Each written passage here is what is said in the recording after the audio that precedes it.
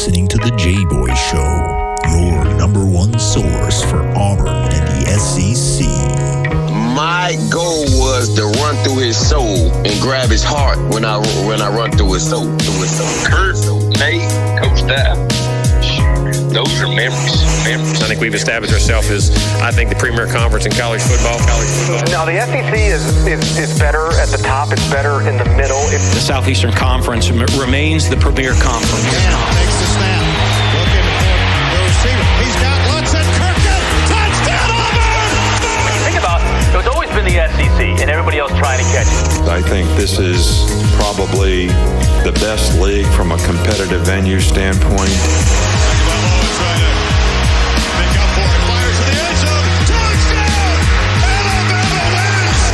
Most capable teams. You just look at those programs, the way they recruit, how they invest. Snap to Burrow. 3 steps. Fires. Back corner of the end zone. Over the shoulder catch. Did he hold on? He did. Justin Jefferson. Touchdown, Tiger. And now, your host, Jboy. Hello, everyone, and welcome to a very special Monday edition of the Jboy Show. You know, we've had some really high-profile head basketball coaches on here, and really excited to have our first head football coach at the Division I level, and a guy that's done it at many levels, and an offensive guru to say the least, and a really good guy off the field if you ever met him. That's Troy head coach Chip Lindsey. Coach, I really appreciate you coming on, man. Hey, thank you for having me. Appreciate it.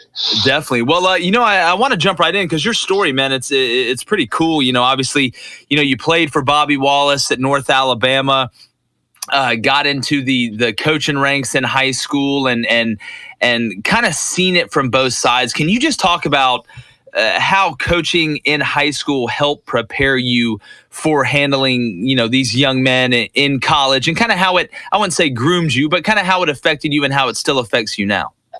Yeah, I think when I was playing in high school and a student and grew up in North Alabama, went to Bob Jones High School, I think you just kind of admire the guys you played for. Mm-hmm. I know a lot of my coaches had a huge impact on me at that age. And, especially in high school coaching, that's probably one of the most impactful, times of those young men's lives. And I think, when I got to know the coaches that we had, it just, it kind of resonated with me that, hey, maybe this is something that I want to do because I love sports, obviously. And, so my goal was to always be a high school coach, a high school head football coach. And that's kind of what I thought I was going to do forever. And, just ended up getting a few breaks here and there to get into college football. And then once that happened, things kind of snowballed from there. But, I think when you're a high school coach, you've got to deal with a lot of different things, just like you do as a head college coach, but they're just different. For instance, you're going to have to be responsible for all the things around the football stand. I've cut the grass. I've cleaned the bathrooms. I've fundraised and sold donuts and done all those things that you do to run a program. And you're going to deal with parents more on a day-to-day basis than probably you do in college outside of recruiting. So I think they're both just really, really, respectful professions. And I think it takes a special person to want to be a coach and a teacher in high school level and really, because when you're a coach in high school, the reality is you're more than just a coach. You're going to have to teach class and really help mold those young men. So just got a lot of respect for all the high school coaches around the state that really do a great job helping raise these young men. Yeah, and a lot of stuff goes on behind the scenes that people don't see and don't know. And again, like you said, man, you got to wear many hats, and it's a tough job, but a very rewarding job. And Coach, I want to kind of move on. You've been different places: Southern Miss, Arizona State, and then you go to Auburn as the OC. Can you just talk about, your time at Auburn, your experience at Auburn, and, just maybe a good story if you have one, or if not, just, what it meant to you to have that time there? Well, it was a great experience. We won 18 games in 2 years and played for the SEC championship. Got a chance to coach Jarrett Stidham, one of the best quarterbacks that I've ever coached. And He's obviously in another battle right now in the NFL, but it was great. Growing up in this state, Alabama and Auburn are the two universities that you can just hear all about, and it was a good experience. I enjoyed it, and really what it helped me do is help me prepare to be the head coach here at Troy. Just seeing the program run from at that level, and being able to be very close to how things were operated, not just offensively, but running as a program in general. And my time at Troy here in 2010 as an assistant kind of was my first introduction into college football, and you get to break in with a guy named like Larry Blakeney, who is one of the best of all time and very, very influential guy on my career. And the one thing that stood out to me was as much success as he had wherever he was at Auburn and then here. The guy he's just who he was all the time. He's always the same. And, I think that's a testament to him. And I just really enjoyed watching him and how he treated people and his staff and so forth. And then to get to come back after, moving on and going around some different places and now be the head coach where he was is pretty special. Yeah. And I know you're excited, and there's a lot of excitement around Troy, which is a program that's had success and understand what it takes to win. One of my questions for you, Coach Lindsey, taking over a program, what's the one thing or maybe the two things that you want people when they think about Troy football? What is something that you want people to have in the forefront of their mind? I really want I want us to get back to what we were here a couple of years ago. We last year we didn't finish like we wanted to. Obviously, in transition sometimes it's hard. We were deficient in some areas, especially on defense. But I really am pleased with how we recruited and feel like we'll be much better there on that side of the ball this year. The thing that I want people to know about Troy is that I want us to be thought of as blue collar, hard nosed, and people that love to compete, love to play. Coach Blakeney, when he was here, he kind of coined the phrase "anybody, anytime, anywhere," and that's kind of been our motto. We have 5 Power 5 wins now, and I think it's probably the tops in our league, and just so we got 2 first-round NFL draft picks that have come from here. We got several in the later rounds, and obviously a lot of free agents. So this program's got great tradition all the way back to Division II. Division I AA and now Division I, and it's an honor for me to be the head coach and just continue to try to carry on that tradition. Yeah, and again, it's something to where like you talked about. I remember watching Troy beat Missouri on ESPN. God, they had, I think Banks was the quarterback. I want to say I may be wrong on that, but that was huge. And just with the facilities they have there. And can you talk about just kind of the city and how they embrace you guys and how you guys kind of put them on your back? I think it's a really cool relationship y'all have, kind of in your little corner of Alabama.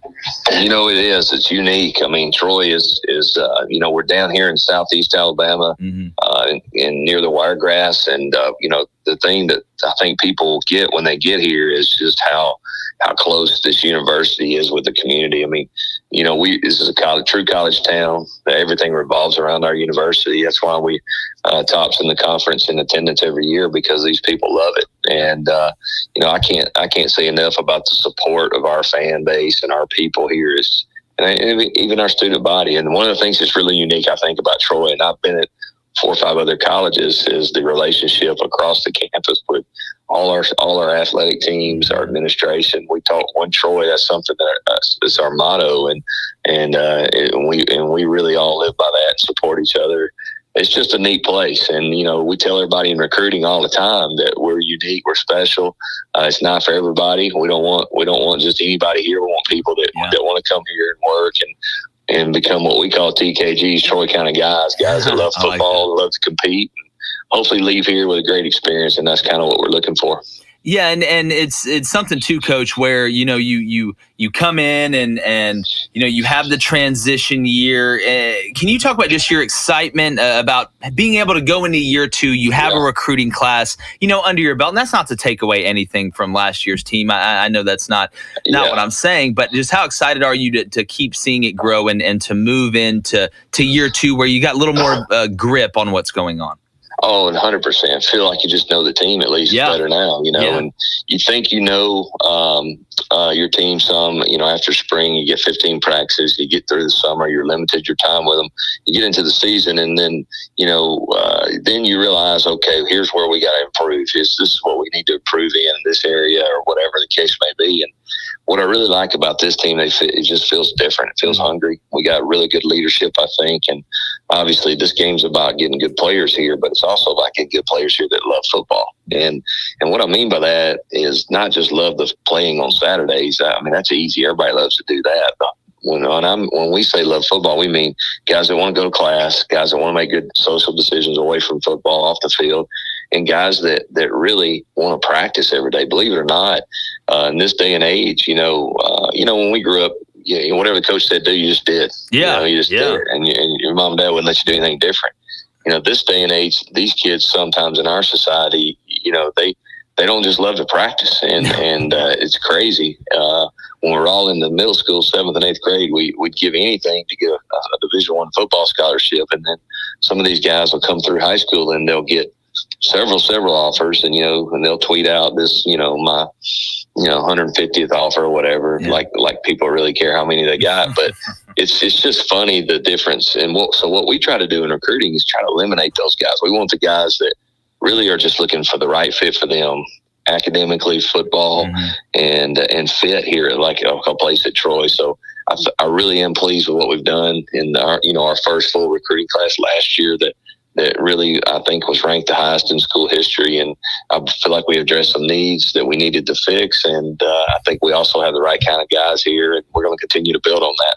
Definitely, and I know your guys' culture there that you're instilling, and you just tapped in on it, is something that it's what really yields results on the field. All that stuff to go in the class that you talk about that's what's going to matter on 4th and 1, because it's all about consistency and being your best. I think you're right on, Coach, and I love that message. And speaking about messages, right now the hot topic is some conferences deciding to play, some decided not to play, and I was lucky enough to be in the Sun Belt for 3 or 4 years at South, and I know how competitive it is, and how excited are you guys to still be amping up and ready to go and get ready to play some ball this fall? We're really excited, and and our team, our players, they feel like, hey, we've done everything we're supposed to do. We've taken all the precautions. We've worked extremely hard. Why are we not getting to play? And I think that's the question that's getting asked around the country. And for our conference, the Sun Belt Conference, to kind of stay steady and hold true and really try to provide, an opportunity for these guys to play, I think is exciting. And I think in the next day or two, we'll announce kind of what our schedule is going to look like. And just hats off to our administration, all the way up to our chancellor, Dr. Jack Hawkins, who's just always stayed steady. And I think that's a great sign of leadership in this day and age when of social media and people reacting to things they read, whether they're true or not. They read them in social media, and people take it, like everything that's out there is the truth. But I think the sign of great leadership are guys that stay steady and stay the course, so to speak. And hey, we're going to have some bumps in the road. This virus is obviously a real thing, and we understand that. But at the same time, we're trying to do everything we can do to keep our players safe, number one, and also provide them that opportunity to play college football. I mean, these guys, emotionally, they need to play. They want to play. They want to be a part of this. When you go through a pandemic like we have, I mean, these kids, there's just a lot of questions that go through their head. And I think this is a time when they're going to need to rely on the leadership that they have, whether it's the head coach or whoever. And I think that's something that we've done a nice job in our conference here at Troy, and we're ready to go and excited about the opportunity and understand that we're going to continue to take all these precautions so we can play and play safely. Definitely, and I think you hit it right on the head. And I think all the universities, speaking about, you guys, UAB, Auburn, Alabama, I think they've all handled it really well and been steady and haven't panicked, which is what you want. And Coach, you brought up the conference, and I just want to talk about the growth of the Sun Belt. Yeah. If you look around, I mean, it's getting better every year. I mean, you got teams like App State, you got you guys, you got South down there, you got Coastal's a growing team out there in a good spot. Can you just talk about the Sun Belt, Coach? And people don't realize it's a grind. That conference is a grind. It really is. I was here in 2010 as an assistant, and we were in the Sun Belt then, obviously, too. And there was different people in the conference then. I remember FIU, FAU, Middle Idaho. Tennessee. So they were all in there then, And then what I've seen is, since being back in the league now and then watching it from afar before, the coaches are just outstanding in this league. I mean, if you look around the league, you got, Blake Anderson now is probably the dean. I guess he's been in the conference the longest. He's done a fabulous job there at Arkansas State. Jake Spavital out of Texas State. I mean, he's a coaching rising star, in the profession, and he'll get that place much improved. And then you got App State and Georgia Southern joining our league. Obviously, is a huge shot in the arm because of their tradition and the things they've done, and they've done really well since they've joined. So, and Sean Elliott at Georgia State, I mean, he's done a fabulous job. They were much improved last year. From where that program's come from. So, as you look around the league, the traditional teams are still there, but also some of these newer teams in South, I mean, where they've come from starting programs from nothing and now being in the South, in the Sun Belt Conference. And, that's a huge game back for us, big rivalry game. Coach Campbell's down there, and he and I are really good friends, and it's a fun rivalry, and it's heated. Both teams want to win and so forth, but it's also a lot of fun. We got a lot of respect for them. But I just think when you look around our league, there's better coaching, there's better commitment by the universities, to have facilities to recruit to and so forth. And I think it's one of those conferences that is definitely on the rise, and it's one of those conferences I think in bowl games has proven they can play and beat anybody. Yeah, definitely, and I think that's a great point. And Coach, the last question before I let you go, and this is one to me that I'm really excited to get your answer on because it's such a new thing. And so if we were to play without fans, obviously you're going to hear a lot of things that you don't normally hear. Is it something where you're going to talk with your assistants and people on the sideline about, hey, man, don't shout out anything pre-play or anything that, maybe they can hear on the other? You may be better picking up signals with your headset off, at this season. You know what? I hadn't really thought about that much. I don't know that we've made decisions yet on exactly what our fans, what that's going to look like. But I do feel like obviously it's going to be different than it's ever been, and that's something to consider for sure. But at the same time, coaching's coaching. I don't know that you can. Coaching is such an emotional thing. I couldn't do it. I couldn't. Yeah, I don't think I could either. I mean, the emotions of the game just fall in there, and you could, you kind of wired how you're wired, and but it's something definitely we probably need to consider as we move closer to games. But at the end of the day, to be honest with you, we're just so excited to have the opportunity to play that we'll make whatever adjustments we need to make, and look forward to getting on the field. Definitely. Well, Coach, man, I really can't tell you how much it means to me for you to come on. Would love to have you back on. Obviously y'all are about to get it ripping and roaring, but best of luck to you guys. Stay safe. And I know there's a lot of excitement in Troy Trojan country there in Southeast Alabama.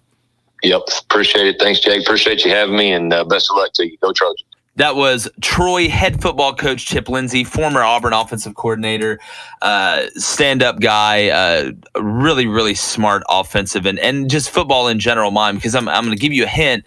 You have to know one to know the other. To understand what to do on offense, you have to understand at least the basics of what the defense is doing. So again, shout out to him. Shout out to you guys as well. As always, you can find us on Twitter and Instagram at the Jboy Show. Want to give a shout out to Row One Brand. Guys, they sell sports vintage stuff, SEC stuff, college football, pros, NFL. Also, I bought in 4 or 5 things. It's perfect, for a man cave, for just the house, for a dorm, for anything. And they have old tickets, like literally from like 1933, that they can have printed on shirts. It's just really cool, and I really haven't seen it before, and I think it's something that'd be cool to have. I'm just weird about stuff like that. I love having stuff like that. So shout out to them. Really excited about our partnership with them. And as usual, you guys are the best. Remember, text JBOY to 90407. That's JBOY to 90407. You'll get your predictions the earliest. This is another edition of the Jboy Show, and Jboy is gone.